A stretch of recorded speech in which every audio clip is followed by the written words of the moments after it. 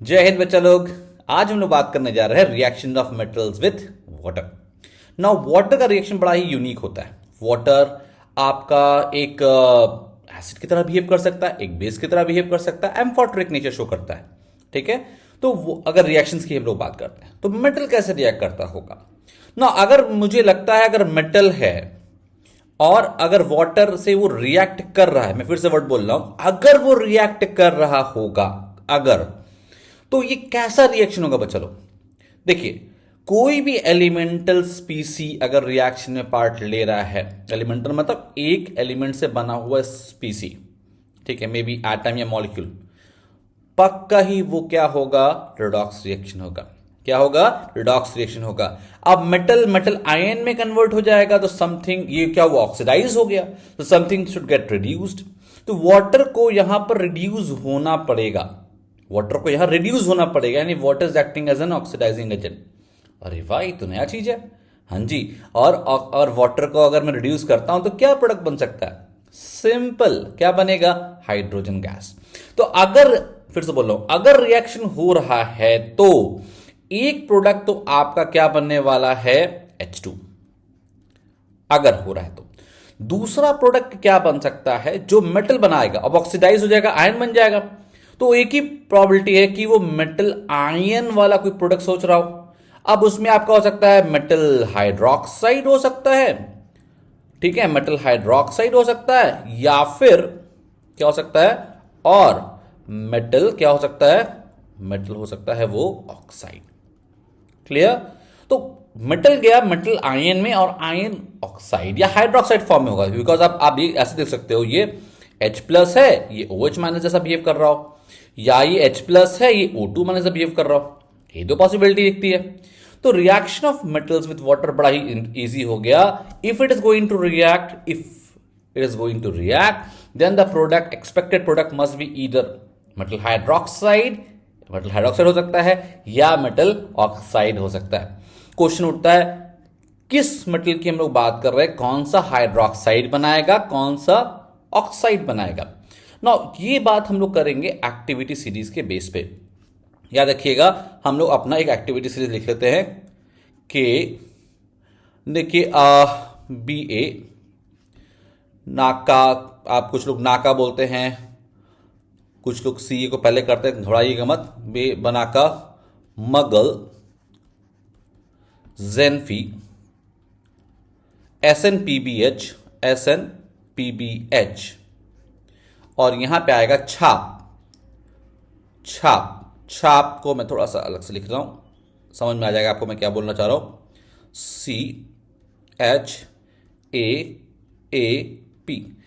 के बनाका, मगल, जेनफी, SnPbH, छाप। Sir ये छाप क्या है, छाप वो एलिमेंट्स होते हैं जो हाइड्रोजन से नीचे आते हैं। कौन कौन से, सर ये कॉपर है, Hg यानी मरकरी हो गया, Ag यानी क्या हो गया, सिल्वर हो गया, Au यानी गोल्ड हो गया, प्लैटिनम हो गया। ये एक्टिविटी सीरीज है, इसमें बहुत सारे एलिमेंट्स हम लोगों ने छोड़ दिया है।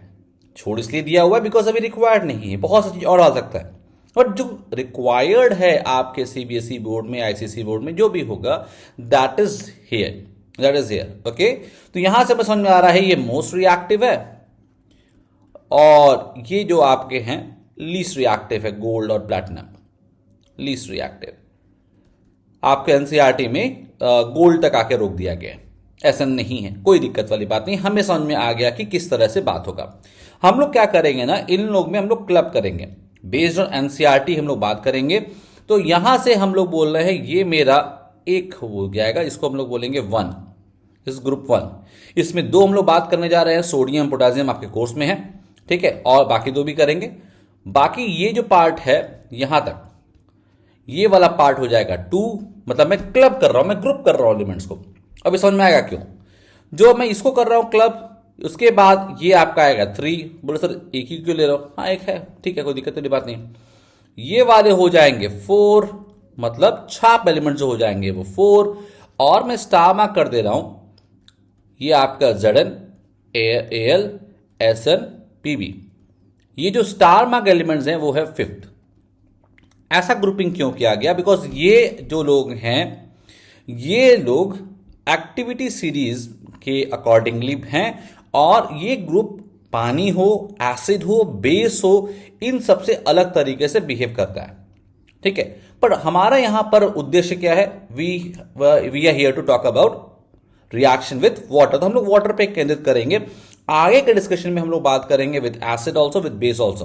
ओके, सो यहां पर वाटर है, तो वाटर वाले में अगर हम लोग बात करें तो ये वन वाला है, जो वन वाला है वो आपको हाइड्रोक्साइड को फॉर्म देता है। जो टू वाले लोग हैं वो आपका, जो टू वाले ग्रुप से पूरे ग्रुप की बात करोगे, ऑन हीटिंग विथ स्टीम, ये आपका क्या दे रहे होंगे? ये आपका दे रहे होंगे ऑक्साइड वाला फॉर्म दे होंगे। और 3 और 4 रिएक्ट ही नहीं करेगा। 3 और 4 will not react with water. Clear है? तो के बकाना बकाना के बकाना के बकाना जो फर्स्ट ग्रुप एलिमेंट है वो आपका हाइड्रोक्साइड दे रहे होंगे। मगल जेनफी एसन, मगल MgAl, मगल जेनफी ZnFe एसन, ये मगल जेनफी एसन, ये ग्रुप 2 के जो एलिमेंट्स हैं, मेरे हिसाब से जो ग्रुप 2 है जो हम लोगों ने क्लब किया हुआ है, पीरियोडिक टेबल वाला नहीं, वो क्या हो जाएंगे? ये वो लोग हैं जो आपका क्या दे रहे होंगे? ये ऑक्साइड दे रहे होंगे। ठीक है, पीबी आपका रिएक्ट नहीं करता है, वाटर लो, वाटर किसी फॉर्म में लो, स्टीम से कुछ भी लो। And the fourth one is छाप, वो तो रिएक्ट ही नहीं करते। क्लियर है? एकदम क्लियर हो गया। तो हम लोग को क्या एक्सपेक्ट करना है? प्रोडक्ट क्या होगा? हाइड्रोक्साइड या ऑक्साइड? एकदम क्लियर है ना? आगे हम लोग एक बार देख लेते हैं। पहले हम लोग फटाफट देखते हैं पहले ग्रुप 1 और फिर ग्रुप 2 के कुछ एलिमेंट्स जो कि एनसीईआरटी बेस पे हैं। क्लियर? ओके, सो यहां पर सोडियम पोटेशियम है, हमारे हिसाब से क्या है बेटा? ये आपका ग्रुप 1 के एलिमेंट्स है। ग्रुप 1 जो हम लोगों ने बात किया था, ठीक है ना? अब हम लोगों ने बोला था कि अगर ग्रुप 1 एलिमेंट लेते हो और वाटर लेते हो, तो वाटर का अगर हम लोग बात करें तो हाइड्रोक्साइड एक्सपेक्टेड प्रोडक्ट है और हाइड्रोजन एक्सपेक्टेड प्रोडक्ट है।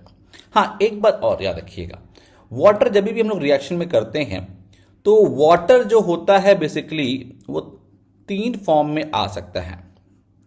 वाटर को जब भी हम लोग बात करेंगे आगे तो होगा, वो होगा या तो कोल्ड वाटर होगा या तो हॉट वाटर होगा, वाटर ही होगा। ठीक है, कोल्ड वाटर हो, हॉट वाटर हो, और तीसरा फॉर्म है स्टीम का। ये ध्यान रखिएगा, स्टीम का मतलब क्या हुआ? वाटर तो है बट वाटर वेपर के फॉर्म में, हाई टेम्परेचर है, क्योंकि रिएक्शन कई सारे हाई टेम्परेचर पे होते हैं।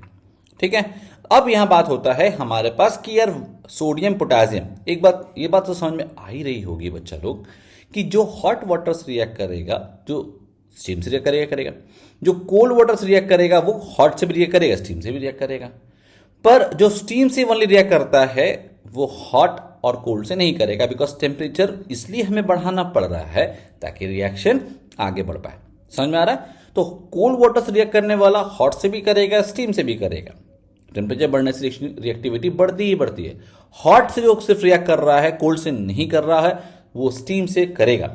और जो सिर्फ स्टीम से कर रहा होगा ना, वो हॉट से भी नहीं कर रहा होगा, कोल्ड से भी नहीं कर रहा होगा। क्लियर? तो हम लोग बात करेंगे सोडियम पोटेशियम का। ये लोग बड़े प्यारे होते हैं, ये पानी में आग लगाते हैं। क्या लगाते हैं? पानी में आग लगाते हैं। और यहां पर क्या हो जाएगा? एज एक्सपेक्टेड ग्रुप 1 का पार्ट है, तो सोडियम और पोटेशियम ये दोनों ही पानी से रिएक्ट करके क्या बनाएंगे? हाइड्रोक्साइड। क्या बनाएंगे बच्चा लोग? Hydroxide and H2। ठीक है, hydroxide and H2, hydroxide and H2। Balance आप कर लीजिए, कोई दिक्कत वाली बात नहीं, बैलेंस आप कर लीजिए। देखिए यहां पे क्या है, अगर आपको कुछ समझ में नहीं आ रहा, देखो सोडियम बैलेंस है, यहां पर ऑक्सीजन में बैलेंस है, हाइड्रोजन यहां पे 2 है, यहां पर 3 है, यानी मुझे कितना हाइड्रोजन चाहिए ऑन द लेफ्ट साइड? 3। तो मैं क्या करूंगा? ये 3/2 कर लूंगा। अब देखो सोडियम बैलेंस हो गया, ऑक्सीजन यहां पे गड़बड़ हो गया। क्यों गड़बड़ हो गया? ओ सॉरी, हम लोगों ने क्या किया? गलत साइड लगा दिया। एक मिनट रुक जाइए, हम लोग क्या करेंगे यहां पर, इसके जगह पे हम लोग यहां ना बैलेंस करके यहां करेंगे। कैसे? यहां पर देखो, यहां पर 2 है, यहां पर 2 है, यहां पर 1 है, तो यहां पे 1/2 कर ले। जो एलिमेंटल फॉर्म है वहां से हम लोग स्टार्ट करेंगे हमेशा। ठीक है, तो ये जैसे आप 1 करोगे बच्चे लोग, तो ये 2H इधर भी हो गया, बाकी सब ऑलरेडी बैलेंस था। आपको मजा नहीं आया तो क्या करोगे आप? 2 से मल्टीप्लाई कर दो, ये 2 हो गया, ये 2 हो गया, ये 2 हो गया, और ये भी 2 हो गया। 2/2 आपका 1 आ गया। तो मैं इसको हटा दे रहा हूं, इस चीज को मैं हटा दे रहा हूं। ठीक है, तो यहां पे आपको समझ में आ गया कि यहां पर जो आपका हाइड्रोजन है वो आपका ऐसे आ गया। ठीक है, बैलेंस हो गया। सिमिलरली यहां पर बहुत ज्यादा हीट भी निकलता है, देखिएगा बहुत ज्यादा हीट निकलता है, इतना हीट निकलता है कि आग लग जाता है। ठीक है, अगर मैं दोबारा बात करूं तो दोबारा क्या होगा, पोटेशियम के साथ बात करता हूं, अगेन वही रिएक्शन है 2K प्लस 2H2, जो एग्जैक्टली ऊपर है वही बैलेंसिंग पार्ट भी आएगा, 2KOH plus H2 plus heat. कोई बोले क्या आपको दिख रहा है, तो दिख रहा है आग लगते हुए। It catches fire, it catches fire, it catches fire. इसीलिए सोडियम पोटेशियम को हम लोग कोशिश करते हैं कि पानी से जितना ज्यादा हो सके उतना दूर रखते हैं, है ना। और इसीलिए हम लोग क्या करते हैं, केरोसिन के अंदर हम लोग उसको रखते हैं पानी से दूर। क्लियर।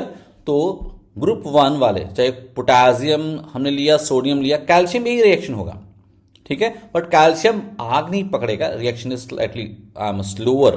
तो अगर हमको कोई चीज बोले नहीं कैल्शियम का लिख के दिखाइए सर, तो कैल्शियम भी रिएक्ट करेगा, ऐसे ही रिएक्ट करेगा टू फॉर्म कैल्शियम हाइड्रोक्साइड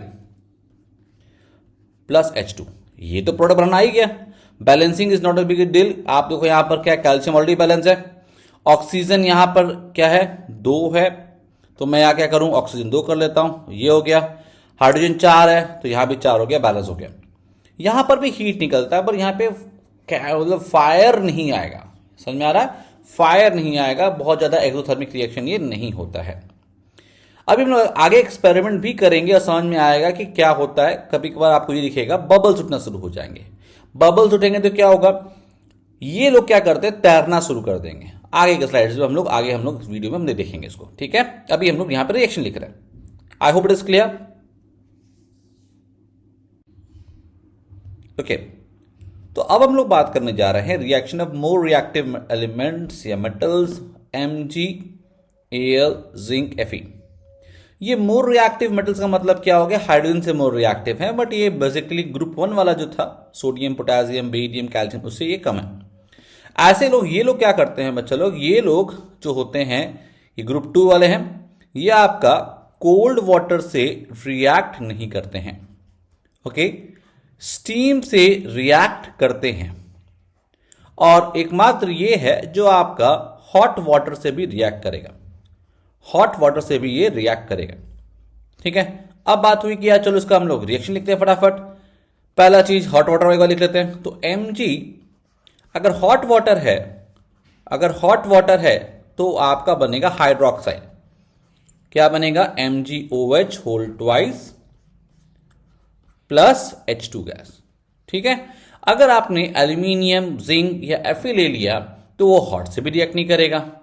ठीक है, ये हॉट से भी रिएक्ट नहीं करेगा, तो वो क्या करेगा, वो ऑक्साइड बना रहा होगा। एल्यूमिनियम अगर आपने वाटर लिया तो क्या होगा, स्टीम से रिएक्ट कर रहा होगा, हॉट वाटर से करेगा नहीं, स्टीम से करेगा, बनाएगा तो L2O3 plus H2।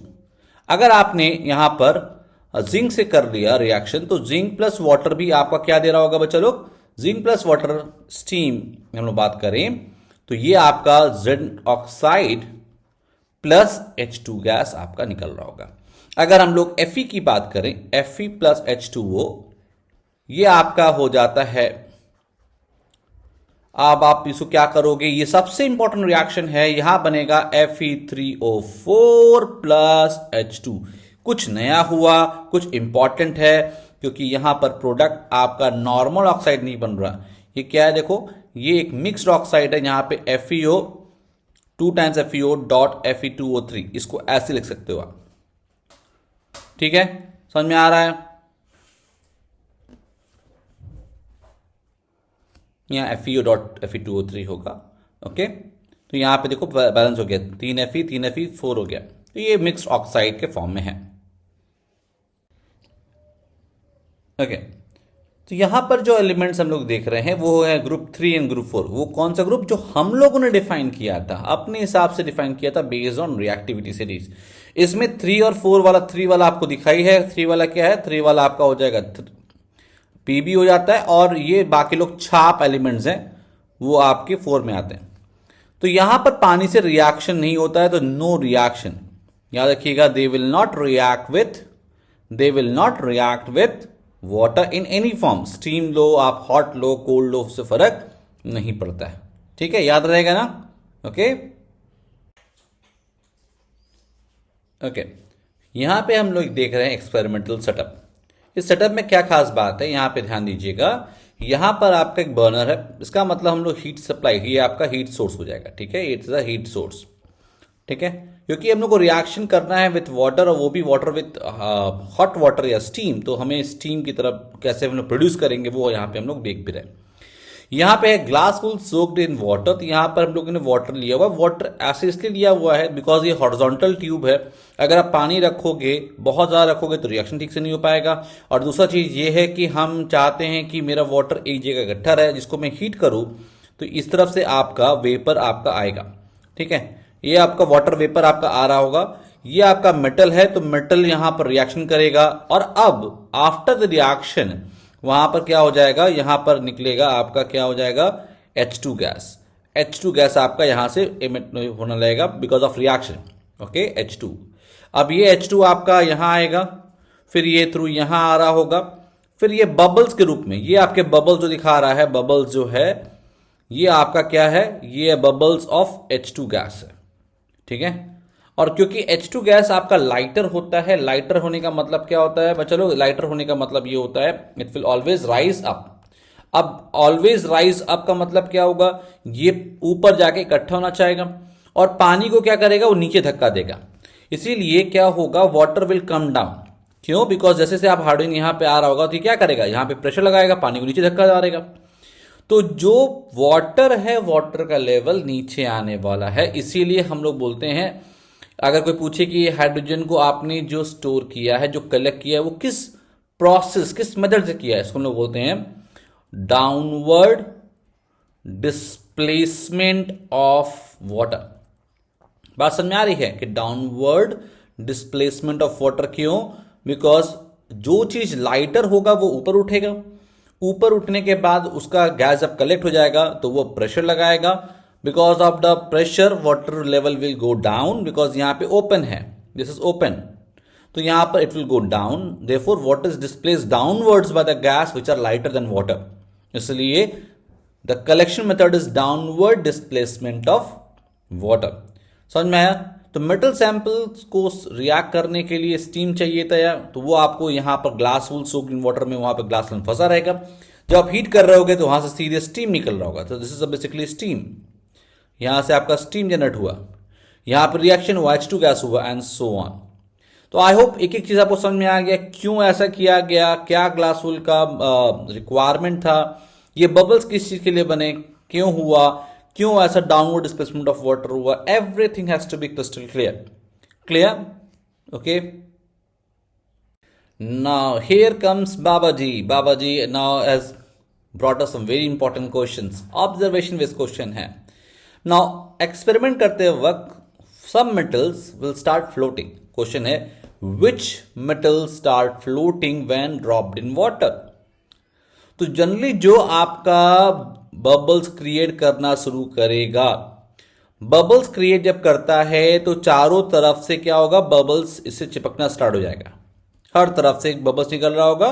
Because of this the density, relative density की हम लोग बात करेंगे, इस मेटल का कम हो जाएगा और इट विल स्टार्ट फ्लोटिंग, वो ऊपर जाएगा, नीचे आएगा, टॉस करने लगेगा, एंड सो ऑन। तो बबल किस में निकलेगा, अगर मैं कोल्ड वाटर ले रहा हूं तो मेरा क्या हो जाएगा, it will be with calcium हो सकता है ना। सोडियम एंड पोटासियम की हम लोग बात करें तो वो भी ऐसा ही करेगा, बट ये आग ही जब लगा देगा तो फिर आपको दिखेगा ही नहीं कि कूद रहा फांद रहा है ना। तो इसलिए आपका सोडियम पोटेशियम नहीं लिखते, हम लोग लिखते हैं catches fire, it catches fire. तो इसके वो हम बात ही नहीं कर रहे कि आग लग जाएगा, जैसे नीचे अब दिख रहा है तो आपको दिखेगा नहीं कि वो कहां पर है। तो बेस्ट आंसर इज कैल्शियम आपका जो होगा, that will start what, that will start floating, it will go up and down, because acid density बहुत ज्यादा होता है, but because of the bubbles attach to it उसकी ओवरऑल डेंसिटी घट जाएगी, वो ऊपर जाएगा because of thrust produce by the bubbles, और इसी कारण से वो ऊपर नीचे आएगा। आपने देखा होगा कभी डस्टबिन को आप डालोगे पानी में तो वो ऊपर नीचे होता रहता है, बहुत सारा गैस रिलीज हो जाता है। ठीक है, identify metal that catches fire when dropped in water, तो हमने ऑलरेडी देख लिया है, सोडियम, पोटेशियम। आगे हम लोग देखेंगे रुबीडियम, सीजियम, ये सब के सब आग ही लगा देता है पानी में, इसलिए पानी से बच्चा लोग उसको दूर रखना है। ओके, क्लियर है ना? तो आग बहुत तगड़ा लगता है, बच कर रहिएगा। ओके ओके, सो बाबा जी ने दूसरा क्वेश्चन पोज किया हुआ है, arrange the following metals in increasing order of reactivity with water, sodium, magnesium, copper. Now clearly आपको मैंने पहले ही लिखवा दिया है, ये आपका हम लोग के हिसाब से ग्रुप 1 का है, ये ग्रुप 2 का है, ये ग्रुप 4 का है।